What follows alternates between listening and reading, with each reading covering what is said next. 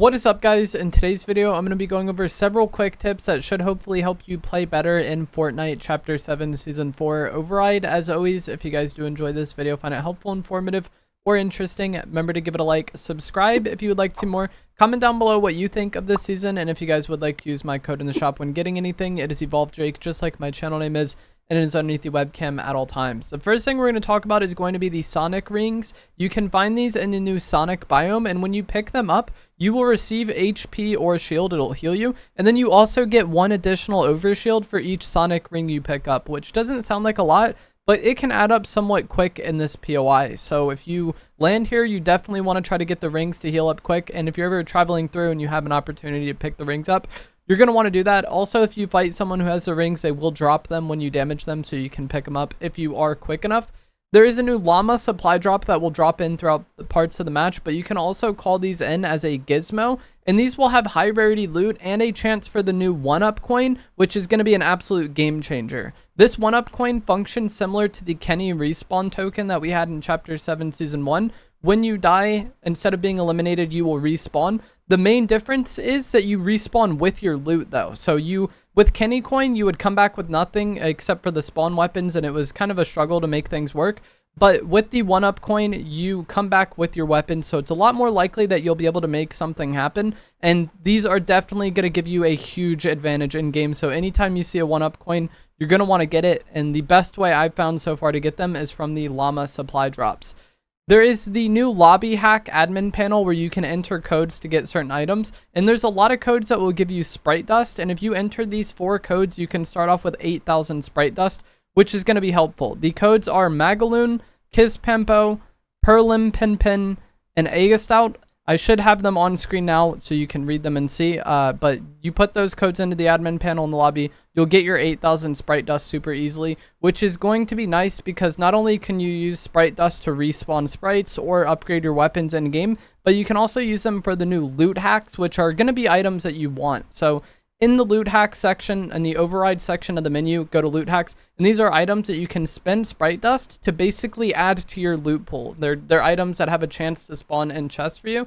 And from my experience, these spawn in addition to the items that were in the chest, so it doesn't take the place of anything else, and that makes the Chug Splash a really good lobby hack or loot hack to get, because if you get the Chug Splash to happen to spawn from a chest you open, especially in the early game, 3 Chug Splash from opening a single chest in addition to whatever healing item you were going to get from the chest as well can heal you up really quick off spawn and give you just that little bit of edge you need to maybe win your off spawn fights.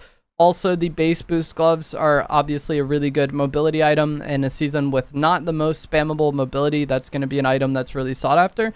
And also, the Oni shotgun is a weapon that I personally was not a fan of in the past, but I have heard very good things about it from a lot of people this season. And with the new Shadow sprite that reloads your weapons while you have them out, and then I think at the highest level to reload them even if they're not equipped, that pairs really well with the Oni shotgun because the Oni shotgun has only 2 shots. So I'd recommend trying out the Oni shotgun, definitely getting the Chug Splash, definitely getting the base boost gloves, and then maybe pick some of the other items if you enjoy using them as well. There is new cheat codes around the map, and this is how these are basically sprite chests. You go up to the code and you put the button inputs in that match the code. I've seen some people say that sometimes the codes are backwards and you need to do the opposite, but you're likely on the wrong side. The line is supposed to be underneath the buttons. So if the line is above the buttons, that means you're looking at it from the wrong side, and so it's like flipped. But if you want to have the easiest time, opening it, just, make sure the line is underneath. This is typically going to be a problem with the lobby or the cheat codes that are on the ground. The color that goes with the code also shows you the rarity of sprites you'll get. The blue cheat codes give you a blue sprite, the purple cheat codes give you a purple sprite, and then the gold ones will give you a legendary sprite. And in Season 4, there is now a yellow exclamation point on a sprite if you don't already have it in your collection. So if you're playing a match and you see a sprite and it has that yellow exclamation point, means it's not in your collection yet. If that exclamation point isn't there, then it is in your collection. One thing that is always an unfortunate circumstance in Zero Build is when you loot your initial POI and you have no mobility, or let's just say throughout the course of the game, you run out of mobility. And Not anything super straightforward to fix that, but one thing that is nice is swapping out your shockwave pocket item for the crash pad pocket items if you are low on mobility, because the crash pads, you get 2 of them instead of just 1, and then they also have a faster cooldown than the shockwave. So if I loot my initial POI and don't get enough mobility or don't get any mobility at all, I definitely want to swap that pocket item because it's more spammable since you have 2 and it comes back faster. And this takes 0 gold. Maybe if you find more mobility and you prefer the shockwave, you can go back to it later on. Also, the crash pads don't make really any audio at all, so it's much more likely that you can catch people off guard if you are going to be third-partying a fight. If you are trying to run away from something, though, it's a good habit to look back and shoot the crash pad. That way an enemy doesn't follow you. But the crash pad pocket item is definitely underrated. The new Mega Man blaster functions very similar to the bug blaster from Chapter 6 Season 4. You can hold it down and then it will charge up, and that will be an area of effect attack that does splash damage to enemies. This could be really good for forcing people off of cover or out of bushes. But there's also a slide attribute with this, where if you have it out, you have an improved slide. Kind of like the boots from last season, but it's just one slide, and you need to have the Mega Man blaster out. But it can function as a pseudo mobility item, and it can be really good in fights. So if you are lacking mobility, maybe you want to pick this up, and then you also have the added utility of it being, an AoE weapon that can force people out of cover and really catch people off guard. The slides only recharge, though, while you have it out. So if you spam both your slides just for movement and then swap to your weapon immediately, they might not be ready to go when you're in a fight. So if you do want to use this as like a fighting mobility, you want to make sure you always have those 2 slides ready to go and not swap away from it, while they're empty, because they won't recharge if it's not out. There are also the Sonic boots as a mobility item that lets you turn into like a ball and bounce around. And there's a mythic version of this that you can get by defeating Dr. Eggman. This is just a boss that can spawn around the map. Like how I think the bosses this season are like how they've always been in Chapter 7, where they can just spawn randomly. And it seems like Dr. Eggman isn't guaranteed to drop this, unfortunately. But if you have the mythic version, it will actually let you Sonic run if you have them out. Like, you have to have the item equipped basically in your inventory, and then if you sprint like that, you will run like Sonic and have an improved sprint. If you just have the regular ones, it does not do that. And then when you're bouncing around, you can get out of that bounce just by swapping weapons or swapping to one of your other weapons. And this is actually seems like a bad way to engage a fight or a bad way to start a fight, because there is an animation associated with this, but you can actually shoot immediately. Like, your character will do an animation where they untransform, but you can just start shooting immediately. You don't have to wait for that animation to fully go. So if you are using the Sonic mobility, try to shoot your gun right away if you want to. The base boost gloves, as I touched on with the loot hacks, I think are going to be a really good mobility item this season. And you can actually use this to destroy enemy cover as well. If you shoot it at like structures, the base boosts do a lot of damage. You can force people out of bushes this way as well.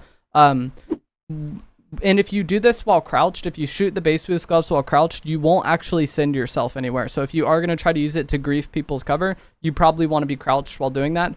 At the new temple POI that's replaced Sinister Strip, there's like a little hidden room for you to open. And it's actually pretty weird. So there's these 3 towers, and on the top section of each of these towers, there will be a pot that will spawn once you get close enough to it. And if you destroy that little pot, you'll get a piece to put down in the bottom. And you need to get 2 of these pieces to fully open up the bottom area or get rid of the water in the bottom area. And then if you do so, there's a bunch of rare chests for you and slurp barrels as well. So if you are going to be landing at this POI, or you're coming through here in the middle of the game and it doesn't seem like that part has been looted yet, you can really easily do this. You do need to get close to the pots, like I said, but if you just walk around on the edge of the top of these towers, you can very easily do that. And there is 3 and you only need 2 for some reason. So that's pretty good. There's also the duck race at Heatwave Harbor still, and it seems like that has a guaranteed... Every time I've done it, I've gotten a high rarity pump. I haven't gotten a mythic pump, so I don't think there is one in the loot pool. But, just by starting that duck race at Heatwave Harbor, you can get a, some extra loot and a high rarity shotgun, it seems. And then also the little hidden vault at Cluster Coast is still here as well. So if you land at Cluster Coast, you need to find the rubber ducky, which has sunglasses on it, and it can spawn in various different places around the POI. And then if you take that to the bottom part, you will get several rare chests and a lot of gold as well, which is pretty helpful for buying, higher rarity weapons, buying heals.